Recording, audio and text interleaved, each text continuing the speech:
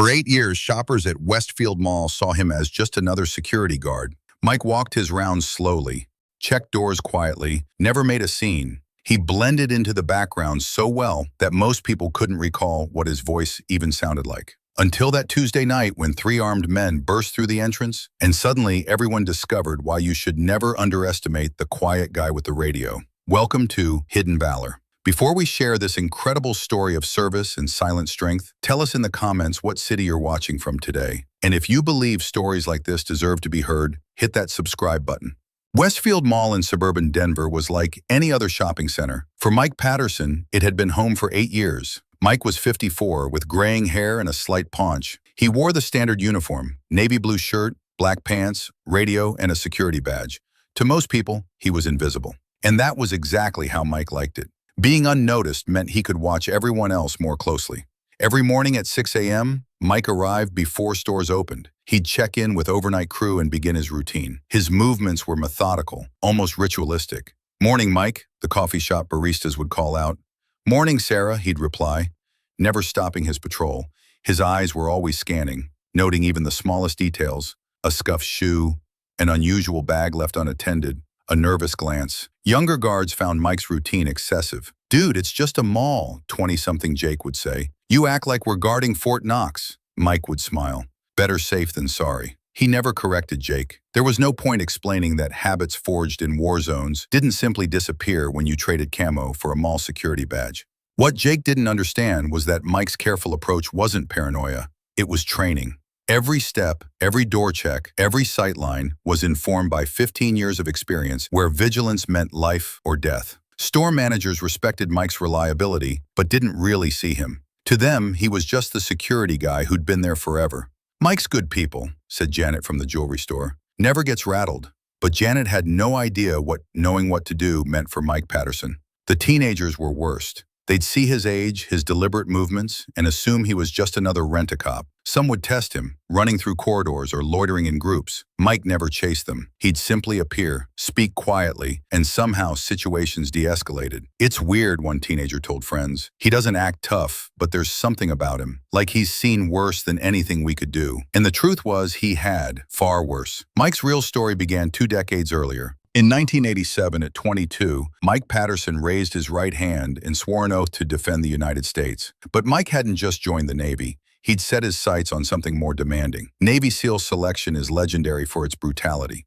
Of 200 men who started training with Mike's class, only 23 graduated. Mike wasn't strongest or fastest, but he had something that no one had: ability to stay calm under pressure. For 15 years, 1987 to 2002, Mike served in Team 3, Team 5, and finally, Team 6. He deployed to the Persian Gulf during Desert Storm, conducted classified operations in Somalia, and spent countless nights on missions that would never appear in public records. Teammates knew him as Steady Mike, the guy who never panicked and could be counted on to bring everyone home. His quiet confidence wasn't an act. It was earned, forged in fire and sharpened by loss. But 15 years of war zones takes a toll. Mike's body bore accumulated damage from jumps, explosions, and injuries. His hearing was shot from gunfire. His knees ached from carrying heavy loads across impossible terrain. In 2002, at 37, Mike made the hardest decision of his military career. He retired. Not because he couldn't do the job, but because he could see where his body was heading. Civilian transition was harder than any mission. For 15 years, his world had clear objectives, defined enemies, and unbreakable teammate bonds. He tried different jobs. Private security felt foreign. Construction work hurt his knees. Finally, he heard about a security opening at Westfield Mall. "It's not special ops," his friend warned. "Maybe that's what I need," Mike replied. The interview was easy. Security Director Tom Bradley looked at Mike's resume and whistled. "Navy SEAL, you sure you want to walk around a mall?" "Yes, sir, I'm looking for something quieter." Bradley raised an eyebrow but didn't press. Something in Mike's eyes told him this man wasn't running from his past. He was just done carrying it. For 8 years, that's what he got. The mall was peaceful, predictable, safe. Mike found comfort in routine, protecting a place where families shopped and kids hung out. There was something therapeutic about ordinary life. The smell of pretzels in the food court, holiday music playing in December, parents laughing with their children. He never talked about military background. When asked, he'd say he'd been in the Navy and changed subjects. Most assumed he'd been a cook or mechanic. If they only knew the things those quiet eyes had seen, they'd understand why he never told war stories. Mike was fine with that. He'd chosen to be useful without being noticed, to serve without seeking recognition. It was easier to fade into the background than to live as a walking reminder of violence. But SEAL training doesn't disappear. Even after 8 years of mall patrols, his eyes automatically scanned for exits, assessed threats, noted anything unusual, and detected everything. Old instincts ran deeper than muscle memory. They lived in his bones. That awareness saved lives on November 15th. It was Tuesday, mall nearly empty. Most stores closed at 9 p.m. 30 minutes after, only a few employees remained. Mike was making his final round, checking doors. The quiet didn't bother him. In fact, he preferred it. The fewer people around, the fewer variables. He was on second level when he heard breaking glass. Mike didn't hear it like a normal guard would. Where someone might think vandalism, Mike immediately recognized forced entry. Location, timing, sound, it all meant one thing: hostile breach. His pulse quickened slightly, but his face stayed calm. The calm was automatic, like flipping a switch. Mike's hand went to his radio, but he didn't key it immediately. Instead, he moved to observe the entrance unseen. What he saw chilled his blood. 3 men in dark clothing moved through the broken entrance. They weren't teenagers or homeless people. They moved with purpose, and Mike could see they were armed. Their posture, their spacing, it wasn't random. These men had done this before. This was the moment 8 years of quiet mall duty had prepared him for. Military training kicked in automatically. Assessment: 3 armed subjects, unknown weapons, minimal civilians. Communication: alert law enforcement. Tactical: he was alone, lightly armed, facing superior firepower. It wasn't the fight he wanted, but it was the fight he was in. And Mike Patterson didn't run from fights. He keyed his radio. Code red: 3 armed subjects breach main entrance. Not a drill. All units maintain distance. Jake's voice came back. Mike, armed? Should I call police? Yes, call 911. Tell them armed subjects in mall security tracking. Do not engage. Where are you? But Mike was already moving. There wasn't time to explain. He had work to do. Mike moved like a ghost through the mall, using shadows and sight lines memorized over 8 years. He could hear intruders below, moving with practiced efficiency. This wasn't random. They were organized. He noted their weapons: handguns, probably 9mm, no rifles. That was good. From second floor, Mike saw their plan. They'd split up. 1 at entrance as lookout, 2 toward jewelry and electronic stores. Coordinated robbery. Training told him to observe and report, but training also said the longer he waited, the more likely innocent people got hurt. And Mike didn't leave people behind. Not then, not now. Because Mike spotted something intruders hadn't. Sarah, coffee shop manager, was still inside doing inventory. Her car was in the parking lot. From robbers' route, they'd find her. The mission changed instantly. It was no longer about the mall or the stores. It was about saving Sarah. This changed everything. Mike had spent 15 years making split-second decisions with incomplete information. He made one now. He couldn't wait for backup. He couldn't let these men find Sarah. Moving with years of training, Mike reached first floor. Mall's maintenance areas were a labyrinth he knew by heart. Every service corridor, every storage room. That knowledge became tactical advantage. He reached the electrical panel and made a decision unthinkable for normal security. He killed the lights. Mall plunged into darkness except emergency lighting. Mike heard confused shouts from intruders, urgent whispers as they tried figuring out what happened. But Mike was moving again, using darkness to his advantage.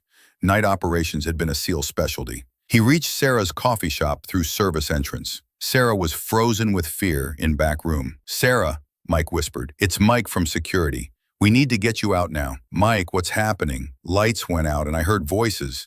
"Listen carefully," Mike said, voice carrying authority she'd never heard. "Armed men in the mall. I'm getting you to safety, but you do exactly what I say. Can you do that?" Something in his tone cut through panic. This wasn't the friendly guard she'd known. This was someone else entirely. "Yes," she whispered. "Good. We're moving to service exit. Stay behind me. Step where I step. No sound." They moved through darkened mall like ghosts, Mike leading Sarah through routes avoiding main corridors. Years of patrolling showed him every path. They were almost to exit when they heard footsteps. One robber had figured out service corridors. Mike pushed Sarah toward exit. "Run! Get outside! Find police!" "What about you?" "I'll be right behind you." Sarah ran. Mike turned to face whoever was coming. The robber was young, maybe 25, carrying a pistol. When he saw Mike, he raised the weapon. "Stop right there!" Mike raised hands slowly. "Easy, son. Just security, not armed." Robber moved closer. "Where's the girl?" "What girl? Been trying to find my way out since lights went out." "You're lying." The robber was nervous, finger tightening on trigger. After 8 years as peaceful mall guard, Mike Patterson, the Navy SEAL, came back online. Movement was lightning fast. Mike stepped inside gun's line while striking man's wrist, weapon discharging harmlessly into ceiling. Second movement trapped gunman's arm while Mike's hand found pressure point on neck. Robber collapsed unconscious in 3 seconds. Mike secured him with zip ties, picked up weapon. He could hear other robbers calling for their partner. Moving through darkness with fluid precision, Mike used mall knowledge to systematically track remaining intruders. Found second one at jewelry store, rendered unconscious with sleeper hold, secured with zip ties. Third robber was heading for exit when Mike found him. "Stop right there," Mike called, using command voice for first time in 8 years. Robber spun around, but Mike was already moving, closing distance with speed defying his age. Final takedown was as efficient as others. When the police arrived, they found 3 unconscious suspects, zip-tied near entrance, weapons secured.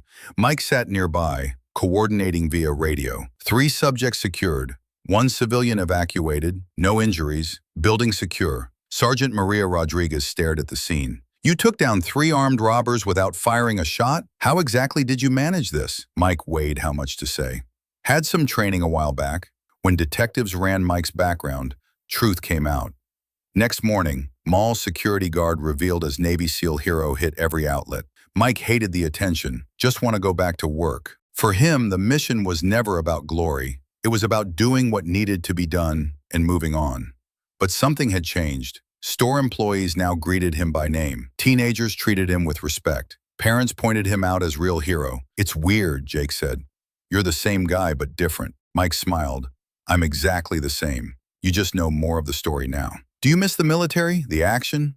Mike looked out over mall, watching families and kids shop. "I had 15 years of action. This is better. Every day I protect something that matters. Kids hang out safely here. Families spend time together. That's just as important as anything I did in uniform." 3 months later, Mike still walked same routes, checked same doors, but now people saw him differently. Stories like Mike's remind us heroism walks quietly among us. When danger threatens, quiet heroism reveals itself with precision from years of training and silent readiness. Have you met someone like Mike? Someone whose humble exterior hides extraordinary past? Share their story in comments. If this moved you, subscribe to Hidden Valor. Help us honor those who serve in silence.